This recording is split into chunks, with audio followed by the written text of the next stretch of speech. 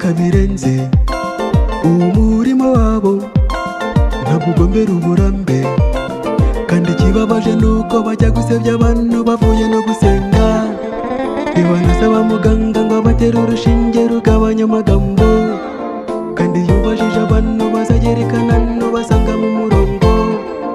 Ubu ngubu intwaro yabo yahindutse amagambo, ariko ngwino ngutume.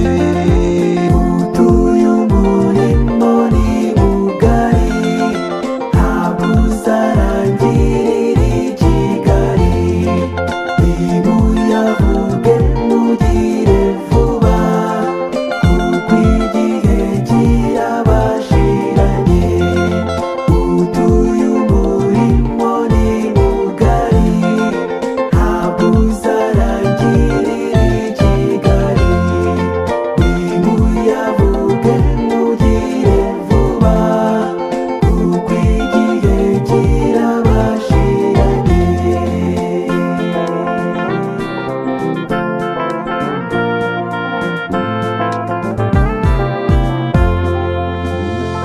Ngabo mube maso, mushikame ku rugamba, twifitiye intwari duhura n'ibihe byose. Ubuze koko satani yaretse kutubeshya vuba aha tugataha, arimo kuyobya abantu kuko igihe yahawe kigeze ku musozo.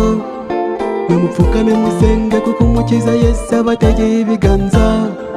Reka tuve mu magambo tuboneze ibishura, Yesu ageze bugufi. Utuye umurimo ni mugari, ntabwo uzarangirira i Kigali. Nimuyavuge mugire vuba, kuko igihe kirabashiranye. Utuye umurimo ni mugari, ntabwo uzarangirira i Kigali. Nimuyavuge mugire vuba, kuko igihe kirabashiranye.